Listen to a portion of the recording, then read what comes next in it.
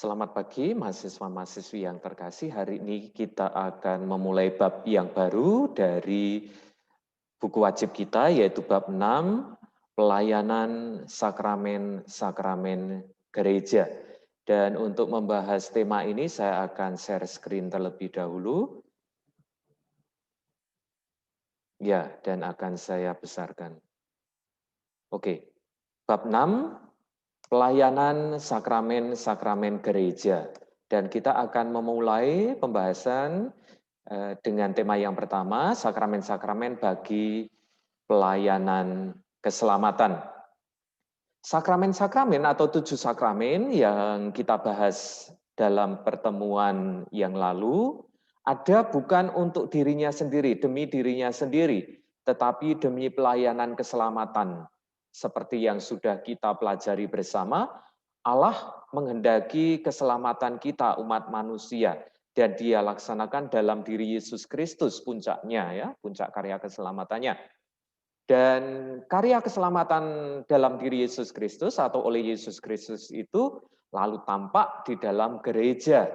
Gereja sendiri melaksanakan perutusannya atau martabatnya sebagai sakramen pula di dalam ketujuh sakramen ini. Jadi intinya tetap ketujuh sakramen ini atau sakramen-sakramen itu eh, demi pelayanan keselamatan agar karya keselamatan Allah itu sampai pada kita masing-masing dalam situasi hidup kita yang berbeda-beda. Ini yang sudah kita bahas bersama. Tema-tema tradisional seperti jumlah 7 sakramen, lalu penetapan sakramen, syarat-syarat penerimaan sakramen, apa materianya, apa formanya, dan lain sebagainya yang nanti akan kita bahas dalam bab ini. Dalam teologi dewasa ini dibicarakan dalam konteks sejarah keselamatan Allah, seperti yang tadi sudah saya sampaikan atau sudah kita bahas dalam pertemuan-pertemuan sebelumnya. Bukan sebagai traktat yang terlepas, bukan sebagai pokok kajian yang lepas dari konteks ini atau juga bahkan lepas dari bidang-bidang teologi yang lain. Sekali lagi kuncinya adalah ketujuh sakramen ini demi pelayanan keselamatan yang dikehendaki oleh Allah sendiri. Lalu yang kedua, jumlah sakramen-sakramen gereja. Sebagai pengantar, muncul atau kita sadari ada beberapa persoalan terkait dengan jumlah 7 sakramen-sakramen atau 7 sakramen seperti yang sudah kita pahami bersama. Bukankah menurut makna kitab suci dan patristik yang sudah kita lihat, sakramentalitas itu bermakna lebih luas daripada 7 sakramen, menunjuk dinamik tegangan antara Allah, diri Allah, dan karya keselamatannya yang tampak di dalam sejarah umat manusia, dan tentu saja puncaknya dalam diri Yesus Kristus.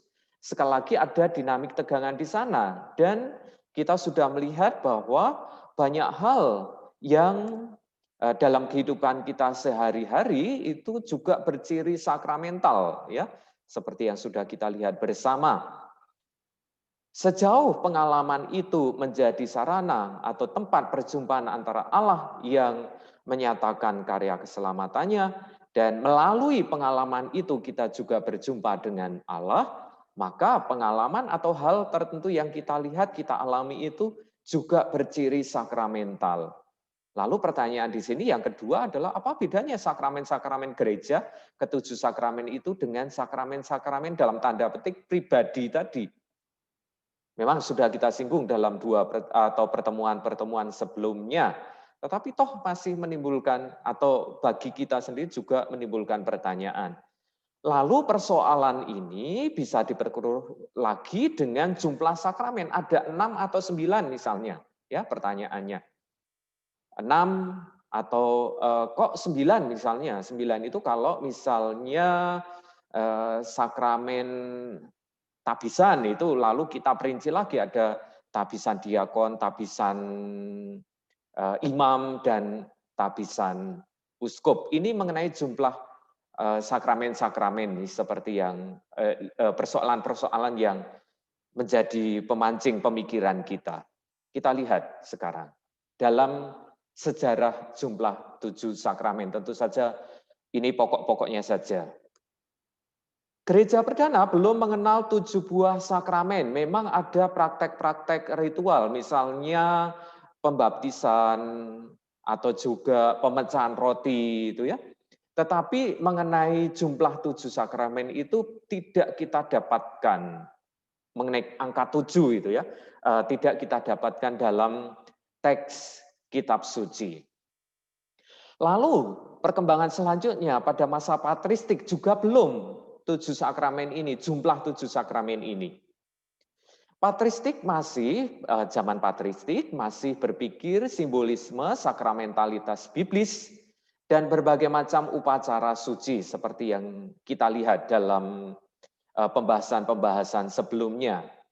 Alam pikir patristik masih meneruskan apa yang dipikirkan dalam biblis ya, sejarah keselamatan Allah atau Allah, diri Allah yang mewahyukan dirinya dan juga karya keselamatannya yang tampak di dalam sejarah manusia. Tetapi juga dikenal ada berbagai macam upacara suci. Tadi yang saya sebutkan pembaptisan, lalu juga pemecahan roti, tetapi mengenai jumlah 7 sakramen itu belum muncul di sana.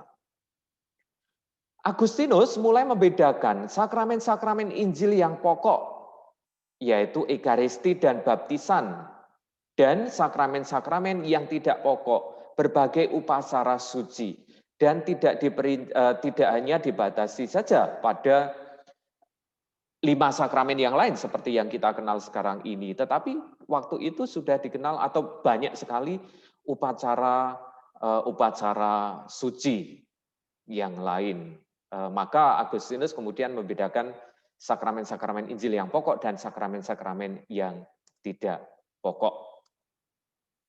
Abad pertengahan cukup simpang siur tentang manakah yang disebut sakramen. Kita sudah sedikit melihat hal ini atau membicarakan hal ini mengenai jumlah sakramen yang belum disepakati berapa jumlahnya. Ya. Bahkan tindakan-tindakan tertentu, misalnya doa Bapa Kami atau juga kalau membaca sabda, contohnya juga waktu itu juga disebut sebagai sakramen. Jumlah bervariasi sampai akhirnya kurang lebih abad ke-12, jumlah 7 sakramen ini dianut secara umum. Jumlah 7 sakramen merupakan hasil proses yang panjang.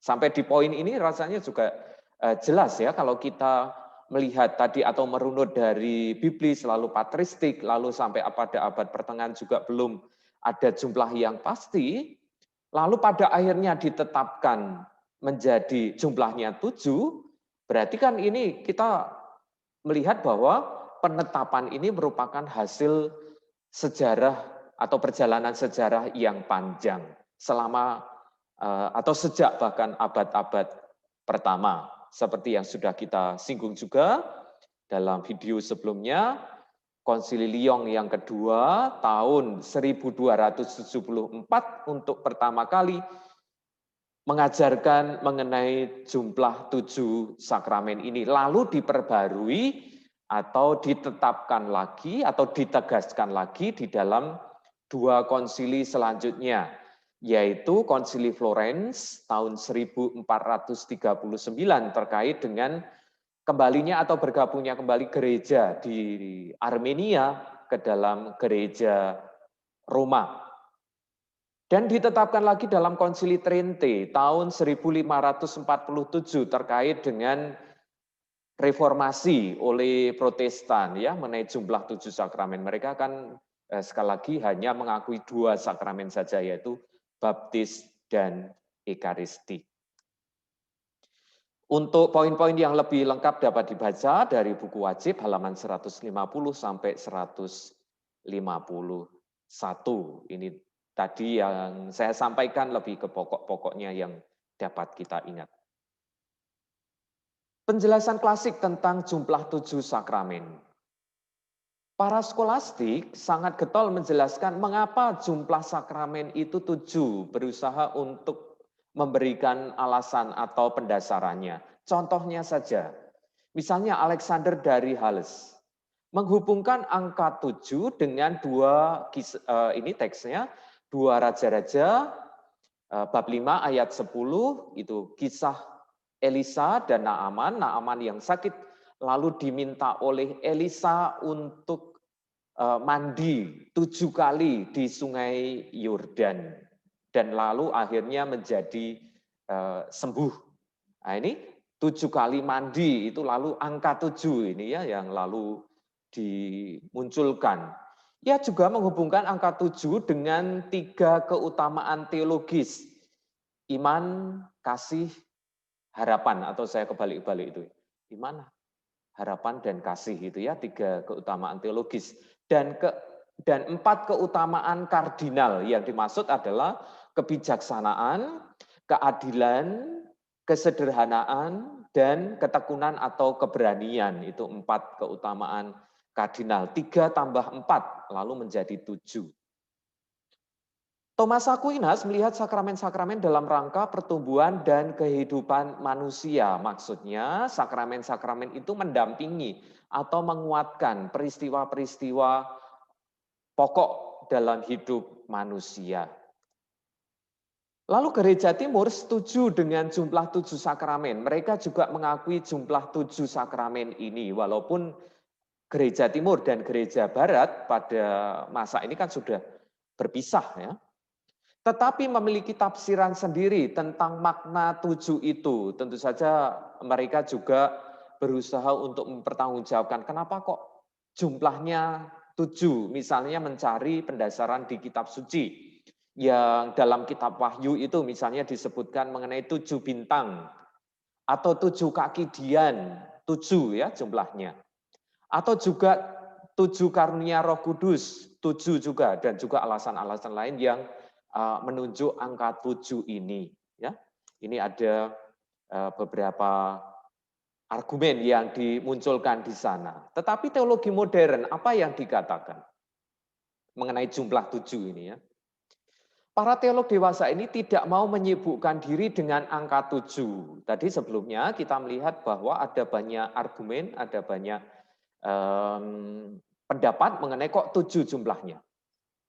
Melainkan pembicaraan sakramen-sakramen dalam rangka sejarah keselamatan Allah, yaitu bagaimana Allah dan tindakan penyelamatannya sampai pada manusia melalui ketujuh sakramen itu. Sekali lagi tadi yang awal sudah saya sampaikan, Allah memberikan atau berencana untuk membawa manusia pada keselamatan, menyampaikan, menghendaki keselamatan bagi seluruh umat manusia, dan itu dilaksanakan dalam sejarah berpuncak pada diri Yesus Kristus, dan Yesus Kristus kita alami, kita jumpai dalam diri gereja, dan gereja mengaktualisasikan, mengkonkretkan apa yang menjadi panggilannya tersebut melalui ketujuh sakramen, tetap pada intinya pada tindakan penyelamatan dari Allah.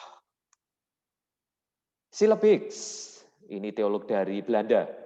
7 peristiwa utama hidup manusia, dan ini melihatnya dari sisi kristologis.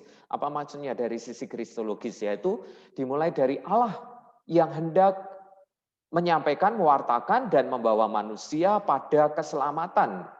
Dan bagaimana itu terjadi? Tentu saja dalam diri Yesus Kristus tadi, dan sampai pada kita melalui sakramen-sakramen. Sedangkan Karl Rahner itu melihat lebih dari sisi eklesiologis, mulai dari sisi gereja mengenai 7 situasi dasar manusia. Kalau melihat dari sisi kristologis, maksudnya memulai dari gereja yang mengaktualisasikan dirinya, gereja yang mengkonkretkan, gereja yang melaksanakan apa yang dikehendaki oleh Kristus, menyampaikan, mewartakan, dan membawa manusia sampai pada keselamatan melalui ketujuh sakramen ini. Dan ini juga terkait dengan 7 situasi dasar manusia yang didampingi dengan ketujuh sakramen atau sakramen-sakramen ini.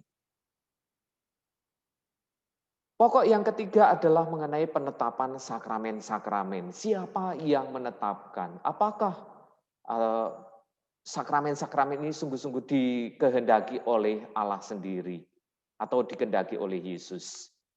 Maka di sini dirumuskan masalah penetapan sakramen-sakramen ialah, atau di sini yang hendak kita bahas adalah sejauh mana Yesus Kristus menetapkan sakramen-sakramen atau ketujuh sakramen itu. Akan kita jawab atau coba kita pahami pertanyaan ini atau persoalan ini satu persatu, langkah demi langkah. Kesulitan soal penetapan sakramen-sakramen oleh Yesus. Gereja perdana dan milenium pertama tidak mengenal jumlah 7 sakramen seperti yang saya sampaikan tadi. Memang dikenal ritual-ritual, misalnya baptisan atau juga pemecahan roti seperti yang sudah kita lihat bersama. Lalu dalam sejarah gereja terjadi perubahan simbol-simbol dalam sakramen, misalnya inisiasi menjadi baptis dan krisma. Semula menjadi satu, tetapi nanti pada bab 7 akan kita lihat bagaimana baptis dan krisma ini lalu menjadi 2 sakramen. Maka tadi kan muncul pertanyaan, apakah jumlahnya 6, jumlah sakramen kita itu 6 atau 9? Toh? 6 itu sekali lagi karena di sini semula kan baptis dan krisma itu satu kesatuan, tidak terpisah, begitu ya. Lalu dihitung menjadi satu, berarti hanya 6 saja, begitu. Pertanyaan kita tadi, atau 9 tadi karena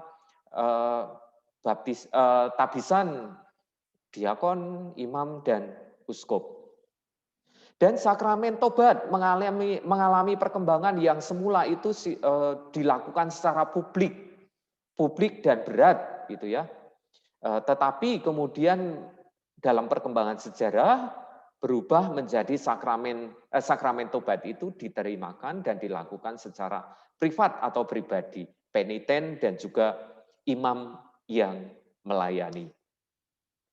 Tidak ada teks eksplisit dari Yesus tentang ketujuh sakramen. Kalau kalian atau kita mencari di kitab suci mana, apakah Yesus menyebut 7 sakramen ini, angka 7 atau jumlah 7 sakramen itu tidak kita ketemukan. Lalu pertanggungjawaban teologis kita bagaimana kalau kita memiliki, atau gereja Katolik juga tadi yang sudah kita lihat, gereja Timur mengakui 7 sakramen ini. Pandangan gereja. Sakramen-sakramen mesti berasal dari Tuhan Yesus sebab sakramen-sakramen itu melambangkan dan menghadirkan karya penyelamatan Allah melalui Kristus. Kata kunci yang perlu kalian garis bawahi atau kalian beri warna merah adalah mesti berasal dari Tuhan Yesus. Itu tesis kita. Sakramen-sakramen mesti atau harus berasal dari Tuhan Yesus. Apa alasannya? Sebab sakramen-sakramen itu melambangkan dan menghadirkan karya penyelamatan Allah melalui Kristus. Pertanyaannya, yaitu demi keselamatan kita. Ya, sekali lagi, tadi saya kurang memencetnya.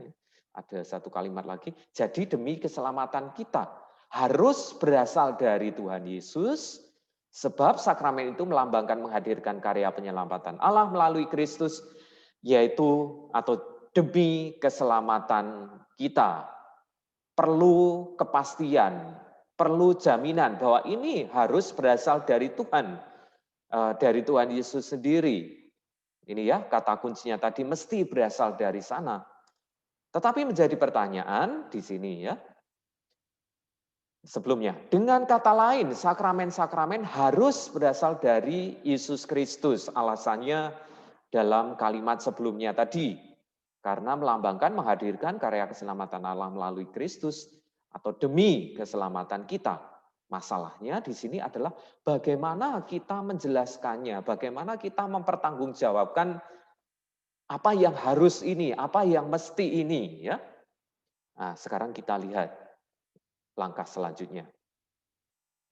Santo Agustinus menafsirkan sakramen-sakramen secara mistik. Tadi untuk menjawab pertanyaan bahwa harus berasal dari Yesus. Secara mistik kalau Agustinus bagaimana? Yaitu dari lambung Yesus yang tertikam mengalirkan sakramen-sakramen gereja. Ya. dalam teks kitab suci, nanti dari halaman 158 dapat kalian baca juga. Ketika Yesus disalib, lalu ditikam lambungnya, lalu keluar darah dan air, keluar mengalir ke sumber-sumber kehidupan bagi gereja, yaitu sakramen-sakramen gereja. Lalu Santo Thomas Aquinas berpendapat bahwa Yesus secara eksplisit menetapkan sakramen-sakramen. Ini dari tradisi lisan, dari tradisi apostolik yang diteruskan secara lisan begitu. Kan dalam tradisi dalam gereja kita, gereja Katolik kan tidak hanya menerima tradisi yang tertulis saja, tetapi juga tradisi lisan, yaitu tradisi apostolik lisan dari para rasul sendiri. Dan menurut tradisi apostolik yang diteruskan secara lisan, Yesus dikatakan menurut Thomas Aquinas itu menetapkan sakramen-sakramen ini. Konsili Trente mengajarkan bahwa Yesus Kristus menetapkan sakramen-sakramen gereja. Di sini Yesus Kristus ini diberi warna merah. Perhatikan kata Yesus Kristus.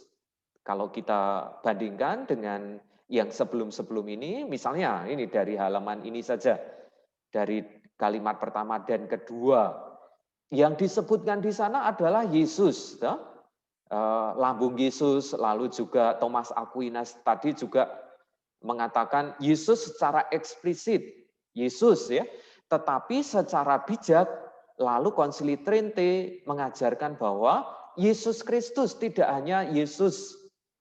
Kita ingat kalau kita mendengar Yesus berarti kita pemahaman kita adalah Yesus yang historis. Tetapi kalau Kristus yang kita pahami juga, seperti yang dulu kita pelajari dalam pengantar teologi Kristiani misalnya, berarti Yesus yang bangkit, Yesus Kristus tidak hanya yang historis, tetapi Yesus yang bangkit itu juga bagian dari sana. Misalnya, contohnya ya, dari Matius bab 28 ayat 19 itu, pergilah, apa itu kata-katanya? Pergilah dan baptislah dalam nama Bapa dan Putra dan Roh Kudus. Itu kan diceritakan di sana bahwa Kristus yang bangkit yang mengatakan itu atau diceritakan di sana ya. Konteksnya kan Yesus yang Kristus yang tentu saja yang telah bangkit. Nah ini yang mau disampaikan di sini. Konsili Trente dengan sangat bijak gitu. Mengajarkan bahwa Yesus Kristus menetapkan sakramen-sakramen gereja. Tidak hanya Yesus historis, tetapi Yesus Kristus. Nanti akan kita kembali ke poin ini, Yesus Kristus ini ya.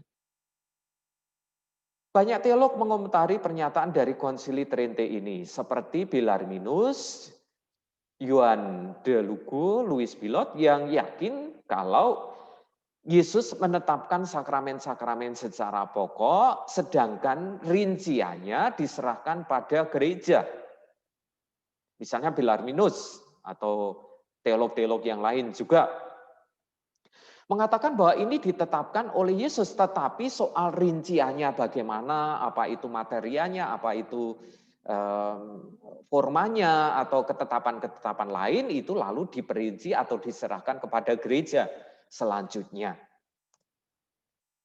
Sedikit berbeda dari kelompok yang pertama, misalnya Suarez atau Alphonsus de Liguori, meyakini bahwa Yesus menetapkan sakramen in individuo, masing-masing sakramen. Yaitu termasuk rincian forma dan materia sakramen-sakramen masing-masing itu ya ditetapkan oleh Yesus pula. Lalu pertanyaannya ya lalu seperti apa atau apa yang perlu kita pegang begitu.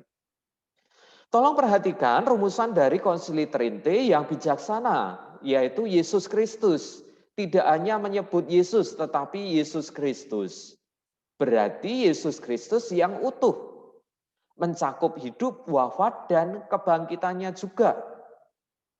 Tidak hanya yang dikatakan atau kita cari, misalnya dari apa yang tertulis dalam, tentu saja sumber pokok kita adalah kitab suci, tetapi kita ingat di sini bahwa Yesus Kristus yang kemudian menetapkan Atau ini kalau kita menyebut Yesus Kristus berarti ada unsur penuh ya, utuh, mencakup hidup, wafat, dan kebangkitannya, tidak hanya hidup Yesus sendiri.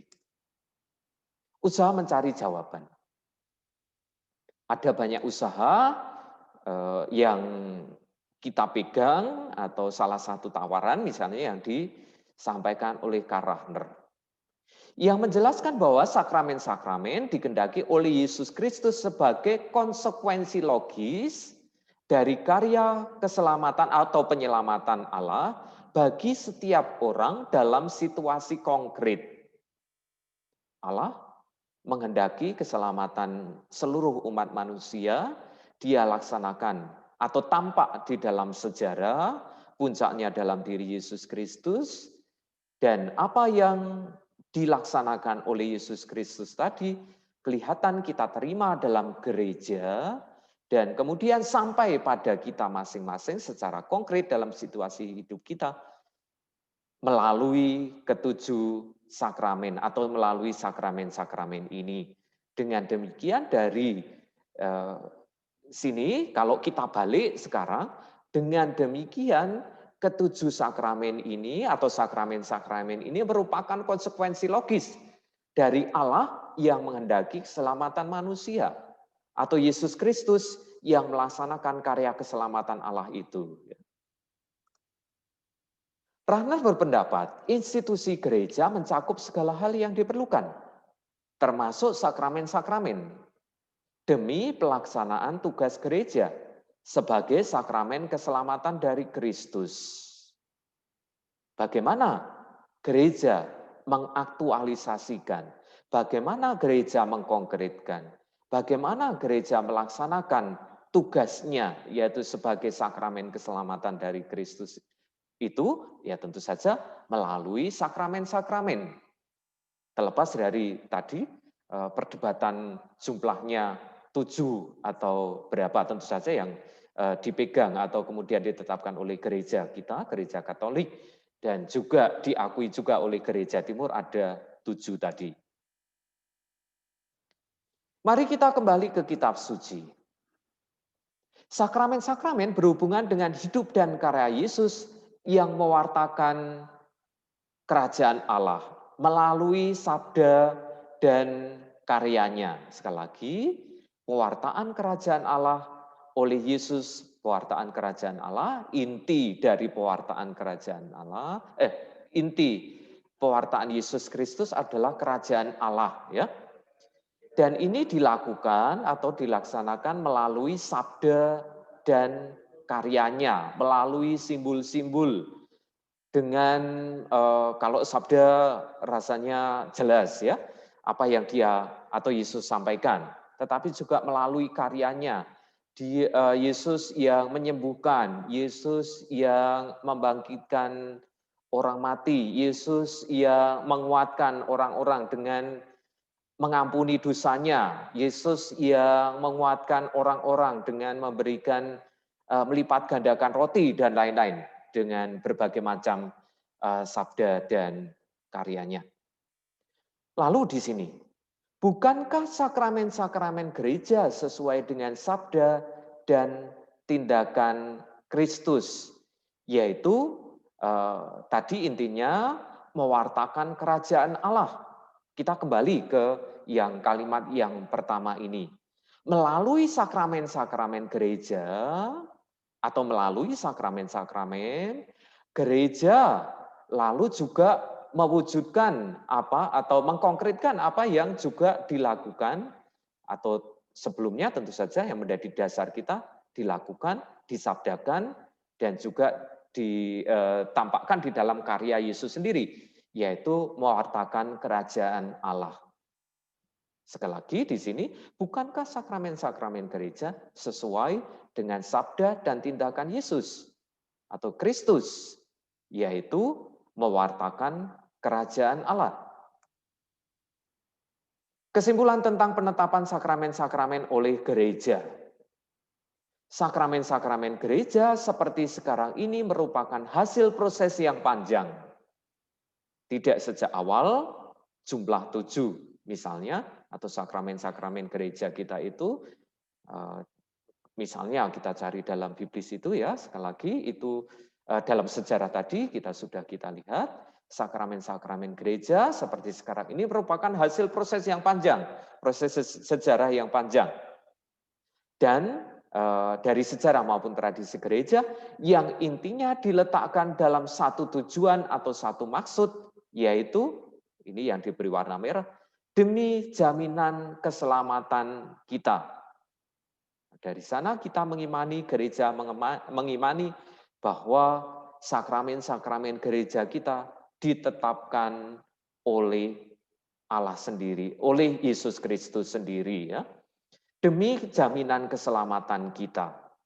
Tentu saja yang tadi disampaikan oleh Konsili Trente misalnya dengan bijak, yaitu ditetapkan oleh Yesus Kristus sendiri. Baik, ini tema kita hari ini. Nanti dapat kita perdalam lagi di dalam diskusi atau di dalam pertanyaan-pertanyaan pada jam yang kedua. Baik, sekali lagi selamat belajar, kita cermati dari video ini dan nanti kalau ada pertanyaan atau hal yang ingin didiskusikan kita munculkan dalam jam yang kedua.